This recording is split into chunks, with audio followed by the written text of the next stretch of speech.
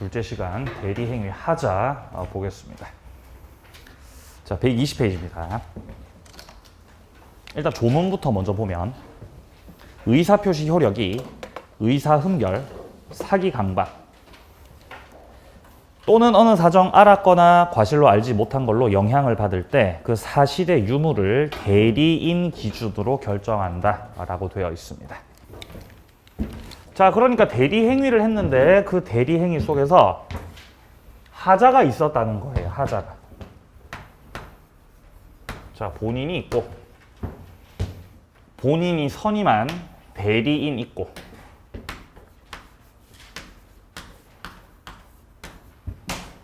그리고 상대방이 있는 거죠. 상대방.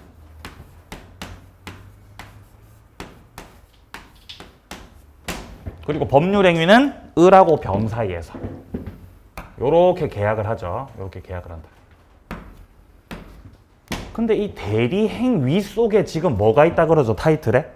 하자가 있다. 하자가 있다는 거죠. 어떤 흠이 있다는, 문제가 생겼다는 거예요. 자, 여기서 말하는 하자 같은 경우는요, 대단히 포괄적 개념입니다. 자, 을하고 병이 했던 계약 속에 비진이 표시가 있었다. 통정 허위 표시가 있었다. 착오가 있었다. 사기가 있었다. 강박이 있었다. 아니면 뭐 반사회적인 법률 행위가 있었다. 이중매매에 있어서의 적극 가담이 있었다. 뭐 기타 등등 여러 가지 것들, 우리가 지금껏 했던 것들,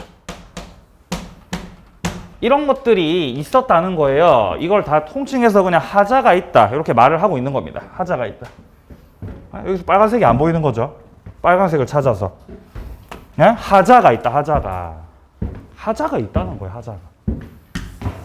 근데 하자가 있는지 없는지를 판단할 때, 야, 하자가 있는지 없는지를 판단할 때의 그 기준이 되는 거, 그 표준이 되는 것은 지금 본인이라 그래요? 대리인이라 그래요? 조문에서 대리인이라는 거예요. 그 기준이 대리인이라는 거예요.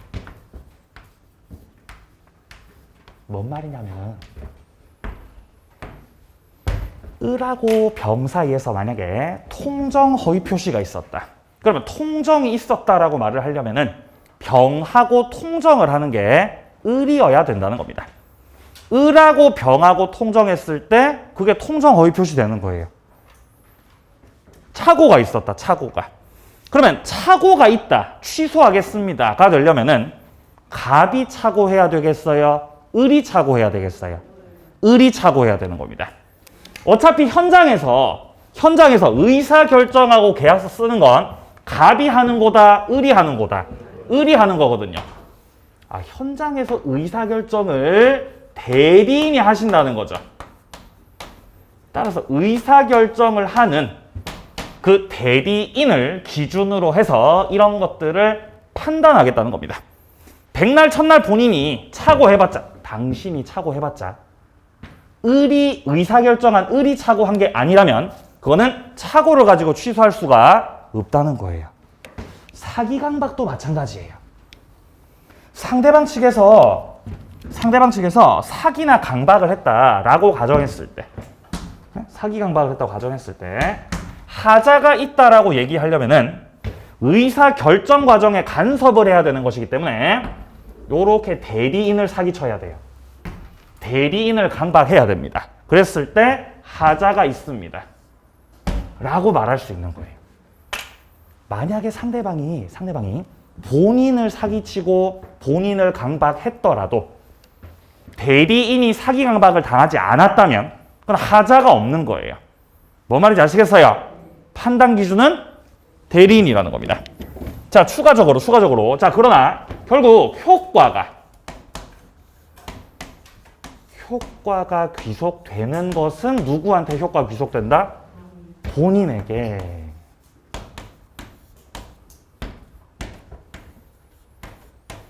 자, 따라서 현재 사례에서 상대방 측에서 대리인을 사기쳤다.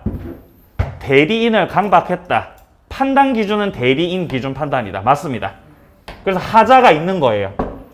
하지만 효과는 본인한테 가는 거기 때문에 취소권 행사는 얘가 하는 거예요. 취소권은 본인 갑한테 귀속되는 거예요. 효과 귀속 때문에 그런 거예요. 자, 책의 내용을 함께 보겠습니다. 자, 내려갑니다. 심화학습 확인합니다. 자, 대리인 표준설 먼저 나오고 있습니다. 자, 1번에서 하자 판단의 표준은 대리인이고 취소권 본인에게 귀속된다. 동그라미 1번. 갑의 대리인 을이 상대방 병에게 사기 강박을 당하셨습니다. 하자 판단 기준은 대리인, 의사결정한 대리인 기준 결정이다. 효과는 본인 갑한테 귀속되기 때문에 취소권이나 해제권은 본인한테 귀속된다. 오른쪽 페이지 2번입니다. 진이 아닌 의사표시의 여부, 대리인 표준. 3번, 대리인이 상대방과 통정을 했다. 그러면 이거는 통정허위 표시가 되는 겁니다. 5번 보세요. 이중매매에서의 적극 가담의 표준이 되는 자입니다. 자, 첫째 줄에 보시면 대리인이 본인을 대리해서 매매 계약을 체결함에 있어서 배임적인 행위에 대해서 가담을 하셨다는 겁니다. 그러니까 대리인의 적극 가담이 있었다는 거예요. 자, 이렇게 되면 본인이 그런 사정을 전혀 몰랐다고 하더라도 이거는 적극 가담을 한 거죠, 어쨌든. 무효다, 무효 아니다, 이거. 반사회적이다, 반사회적이지 않다. 반사회적. 예, 좀 이해 안 되시죠, 뭔 상인지. 자, 본인 갑이 있어요. 대리인 을이 있습니다. 을이 대리인이에요. 자, 근데 상대방이 병이 자, 이미 정하고 부동산에 대해서 매매를 이미 해놓은 상태예요. 매매를 해놨고 정으로부터 계약금도 받고 중도금도 받으신 겁니다. 뭔 상인지 아시겠어요? 얘가 1매수인입니다. 1매수인. 얘가 1매수인. 근데 여기서 이 대리인이 아이 선생님 저한테 파세요. 저한테 파세요. 제가 돈 더 얹어 드릴게요. 라는 식으로 적극 가담을 했다고요. 이거 지난 시간에 했던 거잖아요. 이중매매. 맞아요. 예. 물론 그림은 좀 다르지만 네, 4명으로 늘어나니까 당황스러우시죠? 좀 있으면 괜찮아져요. 그러니까 얘가 매도인이고 정하고 1매매 계약했고 그 다음에 얘가 적극 가담을 하는 바람에 이중매매 돼버린 거예요. 이거 반사회적이라고 할 수 있겠냐를 지금 판례에서 말하고 있는 겁니다. 본인은 전혀 몰랐어요. 나는 내 대리인이 적극 가담한지 몰랐지. 아, 그래요? 근데 하자가 있는지 없는지를 판단할 때는 어차피 의사결정하는 누구 기준으로 합니다. 대리인 기준으로 하는 겁니다. 네가 그 사정 몰랐더라도 대리인이 적극 가담을 한 거면 이건 하자 있는 거, 하자 없는 거. 하자 있는 거라는 거예요. 따라서 반사회적이다, 반사회적이지 않다. 반사회적이야. 그러니까 유효야, 무효야? 무효라는 거예요. 을이 병한테 적극 가담한 것은요, 갑이 적극 가담한 거나 마찬가지입니다. 어차피 대리인의 행위는 본인의 행위하고 동급으로 취급됩니다. 자, 그래서 지금 셋째 줄에 이런 말이 나옵니다. 이중매매가 무효로 되는 데 있어서 장애가 되지 않습니다. 판단 기준 대리인. 이까지 하자였습니다. 좀 예외적인 것들은 이후에 추가하도록 하죠. 자, 내려갑니다. 대리인 능력입니다. 117조. 대리인은 행위 능력자임을 요하지 않는다. 그러니까 대리인한테 행위 능력이 없어도 된다는 거죠. 없어도 돼.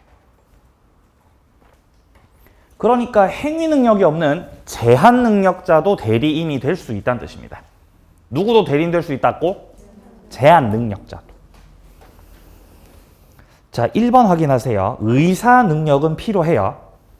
어차피 대리인이 의사 결정을 하셔야 되기 때문에 의사 능력은 필요합니다. 근데 필요 없는 건 뭐는 필요 없다고? 행위 능력은 필요 없다고. 그러니까 제한 능력자도 대리인이 될 수 있기 때문에 자, 양괄호 1번입니다. 본인은 대리인의 제한 능력자임을 이유로 대리 행위를 취소할 수 없다. 자, 밑에 단락.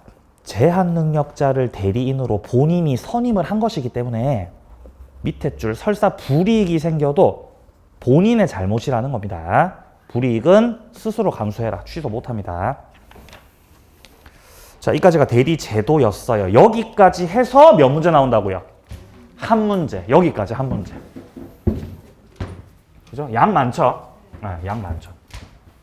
근데 한 문제밖에 안 나와요. 그러니까 어렵게 나와요? 쉽게 나와요? 쉽게 나오죠. 아니, 범위가 넓은데 한 문제 나오면 그걸 어렵게 내요, 그거를요? 그거는 양심이 완전 그냥 없는 거잖아요. 만약에 좁은데, 범위가 좁은데 한 문제다. 그럼 뭐 이래저래 응용이 되겠죠. 제 말이 안 되세요? 이렇게 넓은 데서 한 문제 나올 때는 쉽게. 그냥 조문 그대로 나와요. 쉽게. 자, 복대리로 넘어가겠습니다. 복대리.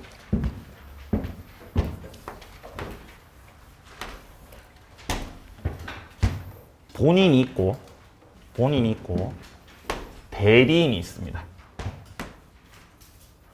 대리.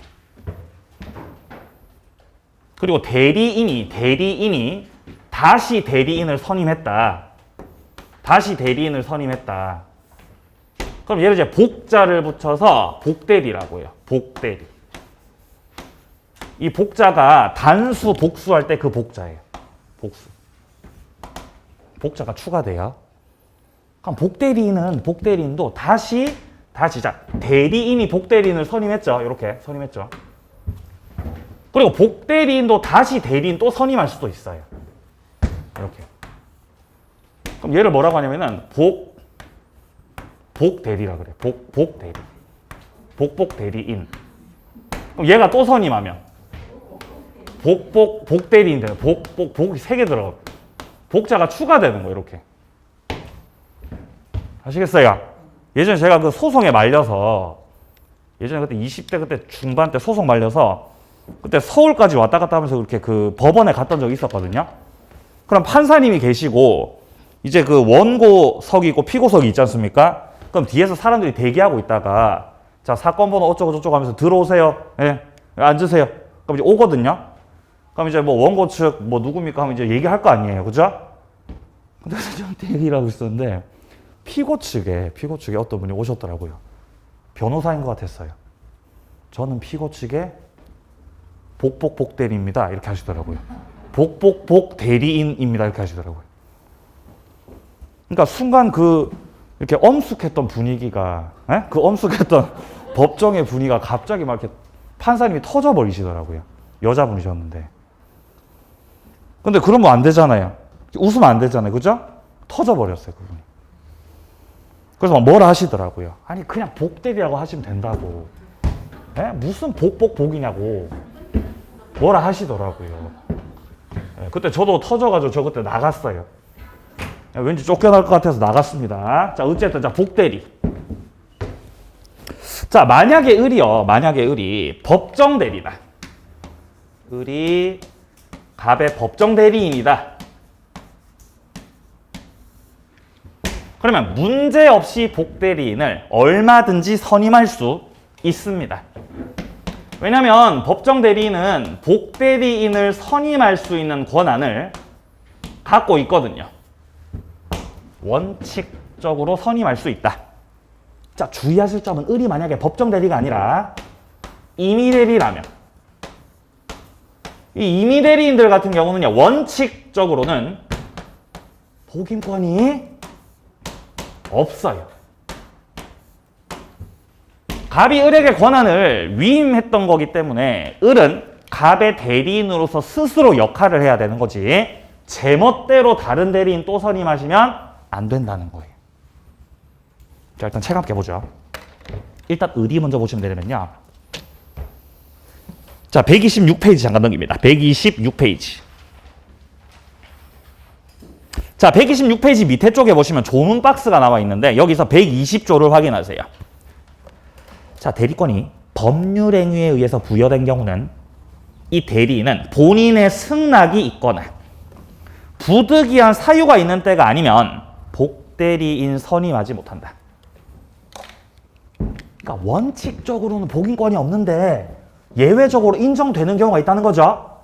자, 첫 번째, 본인의 뭐가 있을 때? 예, 승낙이 있을 때. 본인의 승낙이 있든가 아니면은 뭔가 부득이한 사유.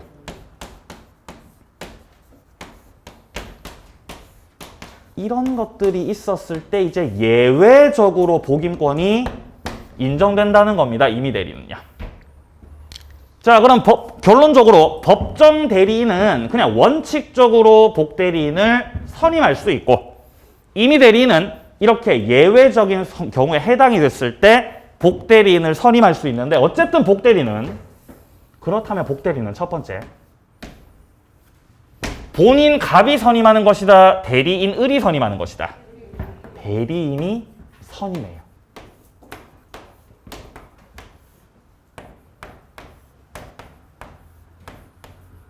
자, 선임은 대리인이 하는데요. 두 번째, 어디까지나 병이 대리를 하는 건 본인입니다. 해서 본인의 대리인이라는 것이죠. 자, 그리고 복대리인을 선임한다는 것 자체가 수권이 있는 것이기 때문에, 위임하는 행위가 있는 것이기 때문에 복대리인은 언제나 임의 대리예요.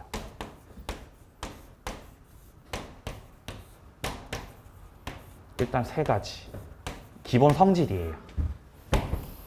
자, 성질들을 125페이지에서 확인해 봐요. 자, 위쪽에 의부터 확인합니다. 자, 복대리라고 하는 것은 대리인이 권한 내 행위를 하기 위해서 대리인 자신의 이름으로 선임한 본인의 대리인이다. 그러니까 선임은 누가 하고?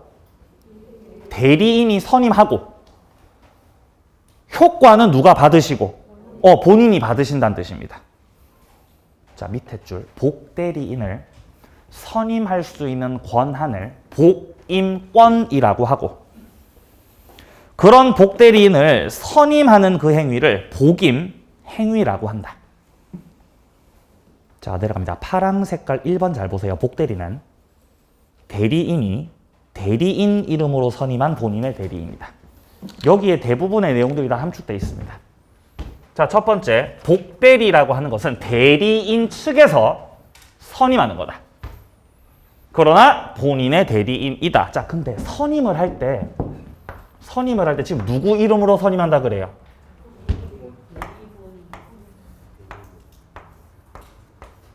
대리인의 이름으로. 맞나요? 그렇게 돼 있잖아요. 대리인의 이름으로 선임했다. 왠지 본인의 이름으로 선임해야 될 것 같죠? 출제되죠. 그러니까 출제되는 거예요. 본인의 이름이 아니라 누구 이름으로 선임하는 거니까? 대리인 이름으로 선임하는 거니까. 그러니까 복대리인을 선임한다는 것 또한 대리인의 영역이라는 거예요. 본인은 효과나 받으신다는 겁니다. 자, 그러면 대리인의 이름으로 선임하는 거기 때문에 복대리인을 선임하는 행위는, 자, 그거를 복임행위라고 했습니다. 복임행위. 복임행위는 대리행위가 아닌 거예요. 대리행위가 되려면 현명해야 됩니다. 그리고 현명한다는 건 누구 이름 밝히는 거다? 본인 이름 밝히는 겁니다. 자, 근데 복대리인을 선임하는 것은 본인의 이름으로 선임하니까, 대리인 이름으로 선임하니까, 대리인 이름으로 선임하니까 본인의 이름으로 하는 거 아니죠? 대리행위 아니라는 거예요. 만약에 본인의 이름으로 했다면 대리행위 맞죠? 근데 그게 아니라고요. 본인의 이름으로 하는 게 아니라고. 그래서 대리행위가 아니라는 거예요. 자, 양괄호 2번입니다. 대리인에 의해서 대리인의 이름으로 선임된 자이다. 자, 내려갑니다. 파란색 2번입니다. 복대리는 항상 임의대리다. 항상 임의대리다. 내려갑니다. 3번. 대리인이 복대리인을 선임해도 대리권이 소멸하지는 않습니다. 네, 병존하게 되고요. 넘깁니다. 자, 4번을 잘 보세요. 복대리인을 선임하는 행위는 대리 행위가 아니다 그러죠. 자, 그 이유는 복대리인 선임을 누구 이름으로 하기에? 대리인 이름으로 하기에. 본인 이름 아니 써놨잖아요. 빨강 색깔로 써놨죠, 그죠? 자, 대리인의 이름으로 하는 것이기에. 대리인의 이름으로 하는 것이기에 대리 행위가 아니라고요. 자, 밑으로 내려갑니다. 2번 밑에 조금 큰 타이틀 2번 복임권 유무와 책임 범위들 나와 있습니다. 네, 여기 조금 헷갈릴 수 있어요. 자, 복대리인이 이제 권한을 받으셔가지고 권한을 받아서 상대방을 만나서 뭔가 이제 복대리 행위를 하겠죠. 복대리 행위를 한다. 그러면 그 행위의 효과는 결국 누구에게 귀속되는 거예요? 예, 본인한테 귀속되는 겁니다. 근데 여기서 뭔가 사고가 터진 거예요. 빵! 사고가 터져버렸어요. 그럼 그 사고가 생겼으니까 본인한테 손해가 생길 거라는 거죠. 아, 열받죠. 병을 누가 골랐죠? 병을 을이 골랐죠. 그죠? 너도 책임 있다는 거예요. 너 책임져. 이 사고 터진 거에 대해서 너 책임져. 책임져라.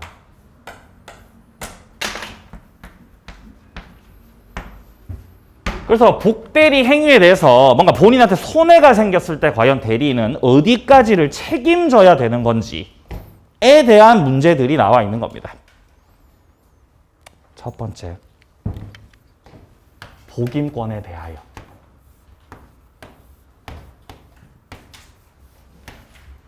첫 번째, 복임권에 대하여.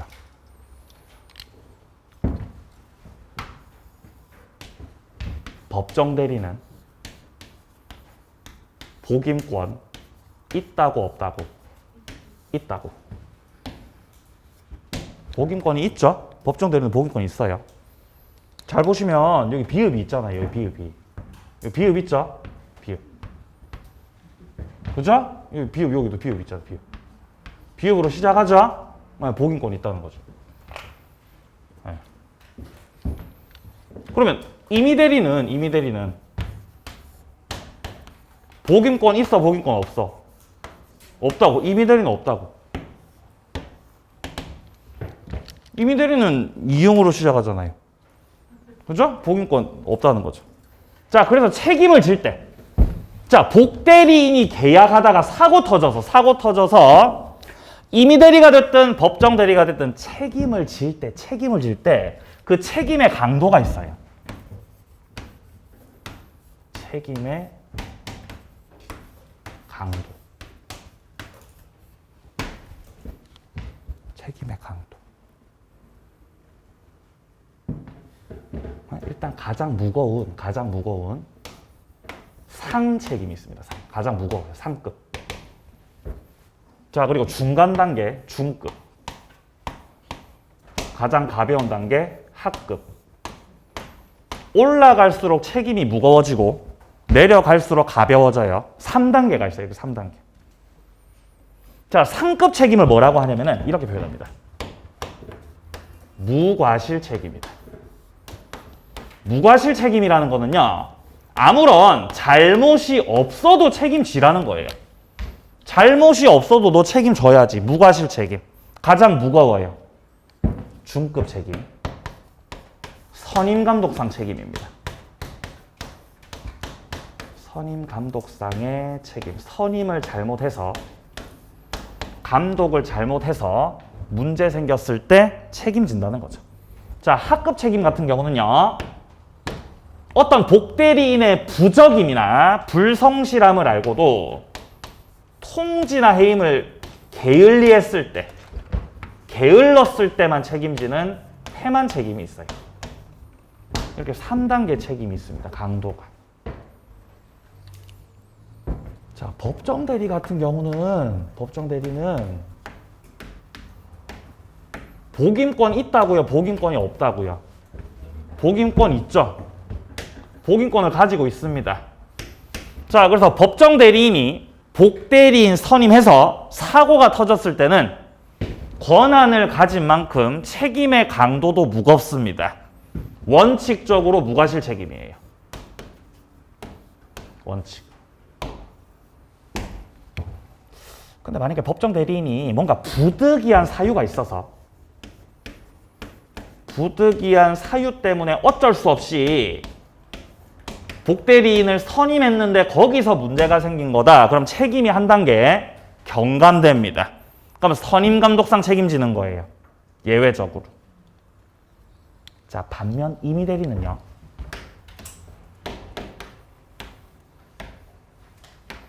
복임권 있다 그랬어요? 복임권 없다 그랬어요? 복임권 없죠, 그죠? 복임권 없어요. 그러니까 책임도 무겁게 지지 않아요. 책임도 적당히 지는 겁니다. 선임감독상 책임이 원칙이에요, 얘는. 원칙적으로는 선임감독상 책임을 지게 되는데 만약에 본인 측에서 야, 얘가 괜찮은데? 본인이 복대리인을 지명했어요. 야, 쟤가 괜찮다. 얘를 복대리인으로 하자라고 본인이 뭐 했다고요? 그러면 을의 책임은 무거워져야 돼, 가벼워져야 돼? 가벼워져야 되는 거예요. 게을렀을 때만 책임지는 겁니다. 그때는. 본인의 지명이 있었을 때. 그래서 책임 단계를 이렇게 정리할 수 있겠습니다. 조문 함께 확인하면서 내용 한번 더 보겠습니다. 자, 121조를 확인합니다. 121조. 자, 1항입니다. 임의대리인이 본인 승낙이나 부득이한 사유로 복대리인을 선임한 경우라면 본인에 대해서 선임감독에 관한 책임이 있다. 이게 원칙적 책임이라는 거예요. 선임감독상 책임. 그러나 2항, 본인의 지명에 의해서 복대리인을 선임한 경우라면 그때는 부적임이나 불성실함을 알고도 본인에게 통지나 해임을 태만한 때가 아니면 책임 없다. 그러니까 이 책임 같은 경우는 딱히 게으르지 않았다면 책임지지 않는다는 거예요. 그러니까 가장 가벼운 책임이라는 거죠. 자, 122조 내려갑니다. 법정 대리인은 그 책임으로 복대리인을 선임할 수 있습니다. 복임권이 있다. 그러나 이 법정 대리인이 뭔가 부득이한 사유로 복대리인을 선임했는데 문제가 생겼다면은 그때는 선임감독상 책임진다는 거예요. 오른쪽 갑니다. 임의대리인 원칙 복임권 없다.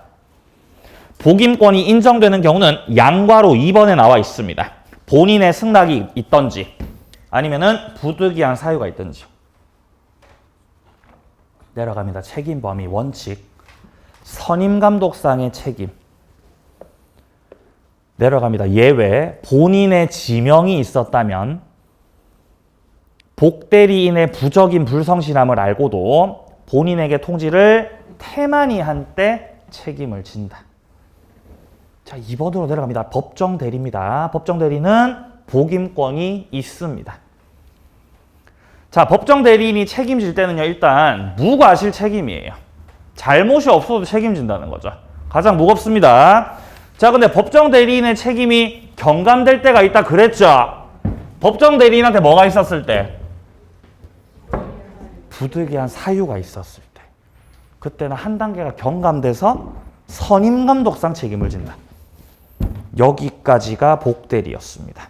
이 책임 부분이 조금 헷갈릴 수가 있기 때문에 잘 정리해 두시기 바래요. 자, 바로 뒤로 갑니다. 무권대리로 바로 갑니다.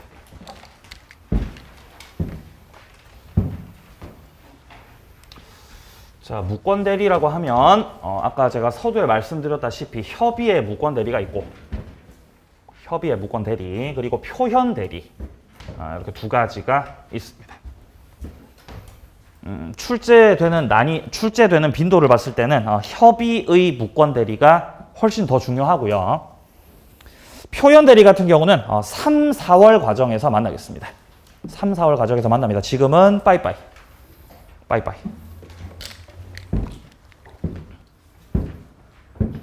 자, 그래서 이번 순환 과정에서 보는 것은 협의의 무권대리입니다. 뭐 협의라는 말을 넣어도 되고 안 넣어도 되고 의미가 통하면 됩니다. 주로 사례 형식으로 출제됩니다. 사례 형태로 출제됩니다. 사례형. 그럼 사례가 막 다양할 것 같아요? 별로 없을 것 같아요? 사례가 막 다양할 것 같죠? 그죠? 한 개밖에 없어요. 출제되는 사례는 맨날 그냥 거기서 거기라는 거지. 그죠? 항상 본인은 갑. 자, 항상 본인은 갑. 그죠? 그리고 아버지고, 이분이 아버지. 그리고 이제 무권 대리인이 아들.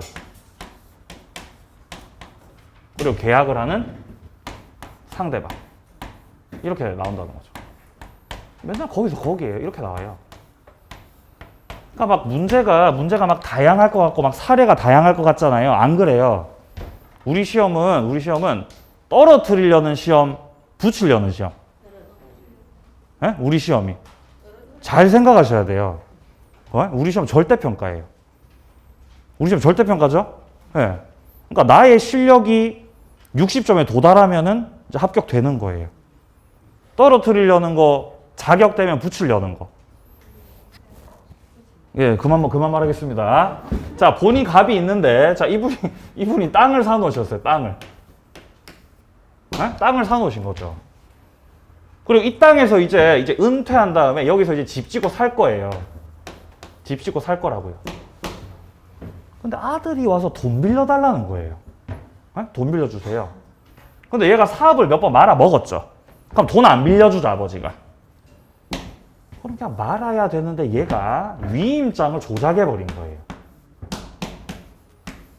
위임장을 조작하여 마치 자신이 갑의 대리인인 것처럼, 갑의 뭐인 것처럼요? 네네, 대리인인 것처럼 꾸며가지고 상대방과의 사이에서 계약을 하고 상대방한테 돈 받고 돈 챙기고 상대방한테 이전 등기를 넘겨버린 거예요. 이렇게. 그러고 나서 어른 돈 받아가지고 돈 들고 아버지 갖다 줘요. 돈 들고 도망가요. 도망갈 거 아니에요. 돈 들고 튈 거 아니에요. 얘는. 연락 안 받겠죠? 도망가 버리는 거죠. 그럼 명의는 상대방한테 넘어갔고 아버지는 대리권한을 위임한 사실이 없고 조작했으니까. 자, 이렇게 되면 이 을 같은 경우는 권한이 없음에도 불구하고 자신이 마치 대리인인 것처럼 꾸며서 계약을 한 거죠. 자, 그래서 이런 걸 무권대리 행위라고 하는 겁니다. 무권대리 행위를 하였다. 무권대리는 유효다, 무효다? 무효다, 그쵸? 유권대리는 무효다. 자, 그럼 을하고 병하고 했던 계약 자체가 무효이기 때문에 이 명의 등기도 무효입니다. 이렇게 무효. 나중에 상대방이 이걸 알게 되면 땅의 소유권이 병한테 안 넘어간 거죠, 결론적으로. 근데 병은 돈을 지급한 거죠. 을은 튀었고요. 그럼 병이 이제 을을 추적하는 거예요. 을을 추적해요. 그래서 잡히죠. 너 잡았다. 근데 잡아서 어떻게 해야 돼요? 돈 받아야죠. 돈 돌려달라고 해야죠. 돈 다 썼는데요? 뭐 이런 상황이 생기는 거예요, 이제. 그럼 너 사문서 위조한 거지. 너 문서 위조한 거지? 사문서 위조로 깜빵 가자. 안 되겠다. 가만 안 냅두겠죠, 을을. 이런 식으로. 여기에 대해서 우리 아버지께서 아들을 살리시는 겁니다. 본인은 무권대리 행위에 대해서 추인권을 행사할 수 있다. 추인권. 자, 여기서 추인권을 행사한다는 것은 이 행위에 대해서 추후에 승인, 인정한다는 뜻입니다. 그럼 추인권을 통해 추후 인정을 하게 되면 무권대리로서 무효였던 법률 행위가 소급해가지고 유효가 되는 거예요.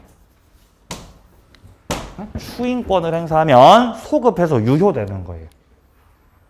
그럼 아버지께서 추인을 딱 해주시면은 추인하겠습니다. 해주시면 이게 유효되고 유효된다고요. 그럼 땅이 상대방한테 넘어가겠죠? 그럼 이제 더 이상 을을 괴롭히지 않겠죠. 그러니까 아버지가 살리시는 거예요. 근데 그런 아버지도 있지만 나는 추인해주기 싫은데요? 거절을 할 수가, 거절권, 추인 거절하겠다. 그럼 추인을 거절해버리겠다는 것은 그냥 그대로 무효 확정시키겠다는 겁니다. 자, 그대로 무효로 확정시켜버리고 나는 아들을 택하겠습니다. 내 땅을 택하겠습니다. 네, 내 땅 택하겠습니다. 무효 확정. 얘 깜방 가는데요? 깜방 보내세요. 호적에서 파버리려니까. 깜방 보내세요. 무효 확정시켜버리죠. 그러니까 결론적으로 아버지가 어떤 선택을 하느냐에 따라서 효력은 뒤바뀌는 거예요. 추인을 할 수도 있고 거절을 할 수도 있는 겁니다. 누가 선택하죠? 본인이 선택하는 겁니다. 아버지께서 선택하세요. 그러니까 추인을 하면 소급해서 유효되고 추인을 안 하겠다고 거절하면은 무효로 확정되고, 따라서 무권대리 무효는 유무효가 확정이 됐다, 아직 확정되지 않았다. 아직 확정되지 않았고 본인의 선택에 따라서 변할 수 있다는 겁니다. 그래서 이런 무효를 확정되지 않은 유동적 무효라고 해요.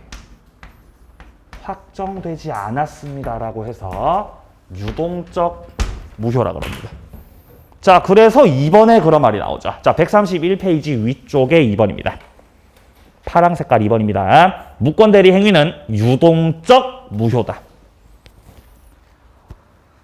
자, 둘째 줄, 본인의 추인 여부에 따라 효력이 달라지는데 본인이 추인을 하면 소급해서 유효가 되는데 반대로 추인을 거절하면 무효 확정된다. 그러니까 무권대리 행위는 유동적 상태에 있다는 겁니다. 불확정 상태란 뜻입니다. 자, 내려갑니다. 계약의 무권대리입니다. 사례접근 민법. 자, 갑소유 토지를 대리권 없는 을이 상대방 병에게 대리인 자격을 사칭해서 갑의 이름으로 매매 계약을 체결하고 이전 등기를 격려해 주었습니다. 항상 이런 식의 사례로 출제가 돼요. 자, 내려갑니다. 1번입니다. 본인의 추인권이 먼저 나오고 있죠. 130조입니다. 대리권 없는 자가 타인의 대리인으로 한 계약은 본인이 이를 추인하지 않으면 본인에 대해서 효력이 없다. 추인 전까지는 유효라고 무효라고. 무효라는 겁니다. 추인 전까지 무효. 추인하면 뭐가 되고? 유효가 되고, 추인하면. 그 말이죠. 자, 넘깁니다. 자, 추인의 의성질. 자, 동그라미 1번 셋째 줄 파랑 색깔 부분 확인합니다. 단독행위라는 거. 상대방이 있는 단독행위입니다. 추인. 자, 내려갑니다. 성질, 형성권이다. 일방적 의사표시로 효력을 만들어버린다는 뜻이죠. 양괄호 2번 내려가죠. 추인의 상대방입니다. 무권대리인한테도 상대방한테도 승계인한테도 아무한테든 다 할 수 있다라고 돼 있습니다. 아버지께서 추인권을 행사를 하십니다. 자, 추인권을 행사를 하실 때 무권대리인에게 추인할 수 있고 그 상대방에게도 추인할 수 있고, 자, 만약에 상대방 측에서 이 부동산을 딴 사람한테 또 넘겼으면 얘는 승계인이겠죠.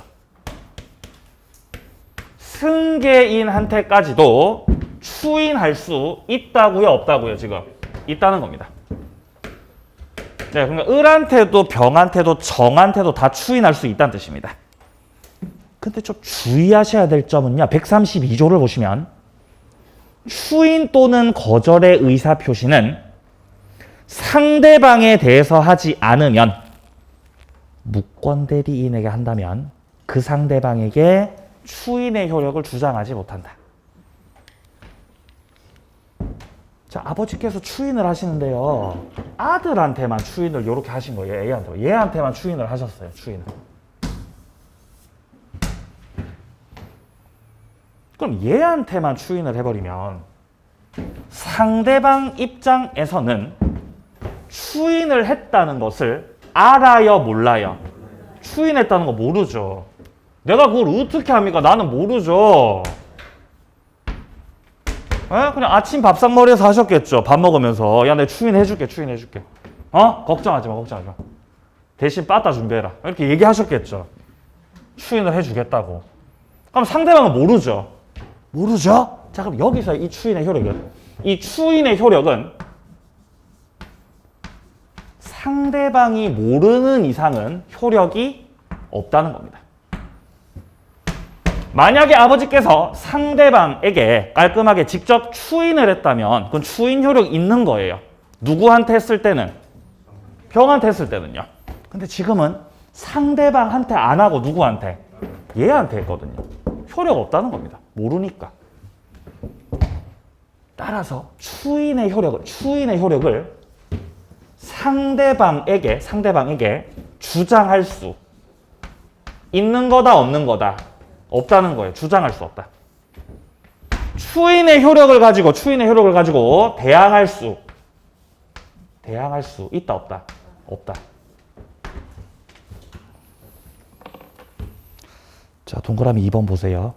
추인의 의사표시를 상대방에게 하지 않으면 그 상대방에게 대항 못한다. 즉, 추인을 무권대리인에게 한 경우는 상대방 측에서 추인 있었음을 알지 못하였다면은 상대방에 대해서 추인 효력을 주장하지 못한다. 라는 거죠. 그럼 반대 해석도 할 줄 알아야 돼요. 만약에 추인을 했다는 걸 상대방이 알았어요. 상대방이 그 사실을 알았습니다. 그럼 추인 효력 있는 거, 없는 거? 추인 효력 있는 거죠. 상대방이 알았으니까. 그럼 효력이 있다는 건 상대방에게 추인을 가지고 그 효력을 주장할 수 있다는 거, 없다는 거? 있다는 거. 대항할 수 있다는 거죠. 상대방이 아셨다면요. 알았다면. 그러니까 아는지 모르는지에 따라서 효력 달라집니다. 내려갑니다. 양괄호 4번으로 내려오세요. 추인의 방법입니다. 특별한 방식은 없어요. 명시적으로 해도 되고 묵시적으로 해도 됩니다.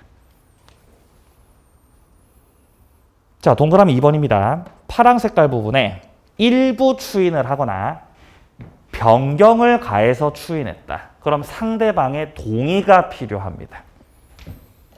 자, 아들내미가 위임장을 조작해서 상대방한테 넘겼던 그 땅이 100평이었어요. 100평.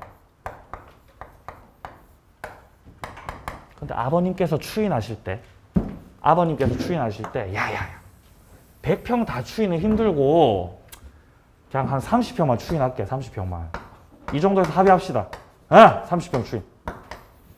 그럼 이건 전부 추인했다, 일부 추인했다? 일부 추인했다는 거예요. 이런 경우는 깔끔하게 추인한 게 아니기 때문에 상대방의 뭐가 필요하다고요? 얘 동의가 필요하다고요. 동의가. 자, 내려갑니다. 동그라미 3번 확인하세요. 묵시적 추인에 해당되는 경우. 자, 니은으로 갑니다. 니은, 오른쪽 페이지 니은. 무권 대리인이 상대방에게서 받으신 그 매매 대금의 일부를 본인이 뭐 하셨죠? 수령하셨죠. 상대방으로부터 받은 돈 받았어요. 돈 받았어요. 돈 받아서 돈 쓰고 자기 쓸 거 쓰고 아버지한테 가져왔어요. 아버지가 돈이 있습니다. 여기. 야, 이 돈이 무슨 돈이냐? 제가 저기 위임장 다 조작해가지고 아버지 땅 다 팔아먹고 남은 돈 제가 가져왔어요. 돈 가져왔어요. 이때 아버지가 야 잘했다. 지금 돈 급했는데 잘 팔았어. 그 돈을 어떻게 했다 그래요? 받으셨다는 거죠. 수령했다. 그럼 아버지가 돈을 수령하셨다는 건 무권대리 행위를 무효로 하겠다, 유효로 냅두겠다. 유효로 하자는 거죠. 계약을 끌고 가자는 거죠. 예, 묵시적 추인이 되는 거예요. 자, 근데 밑에 동그라미 4번에 보시면요. 묵시적 추인에 해당되지 않는 것도 있습니다. 기억부터. 본인이 무권대리 했던 사실을 알고 있으면서 이의를 제기하지 않은 거예요. 니은입니다. 장기간 형사 고소를 제기하지 않았다. 디귿 상당 기간 방치했다. 전부 다 그냥 가만히 냅두고 있는 거죠. 방치하고 있는 상황입니다. 이건 냅둔 거예요? 추인한 거예요? 냅둔 거. 묵시적 추인이 아니라는 겁니다. 아니면 아버지께서 이 땅을 상대방에게 땅을 상대방에게 싹 다 인도시켰어요. 인도. 다 넘기셨어요. 땅 가져가시라고. 유효로 하자는 거, 무효로 하자는 거. 유효로 하자는 거죠. 이런 게 묵시적 추인이 되는 거예요. 이해되세요? 예. 근데 지금 여기 나오는 것들은 형사고소 안 합니다. 방치합니다. 이의 제기하지 않습니다. 이런 것들은 묵시적 추인으로 보기는 힘들다. 자, 양과로 5번입니다. 추인의 효력은 소급한다는 거 좀 확인하세요. 소급해서 유효가 된다. 자, 내려갑니다. 파란색 2번 추인 거절권입니다. 추인 거절권을 행사했을 때는 무효로 확정시키고요. 무효 확정. 자, 관련해서 뒤에 134페이지에 보시면은 위쪽에 양과로 4번에서 본인의 사망과 관련된 거 나오죠. 상속과 관련된 부분이거든요. 좀 쉬었다가 이어가겠습니다.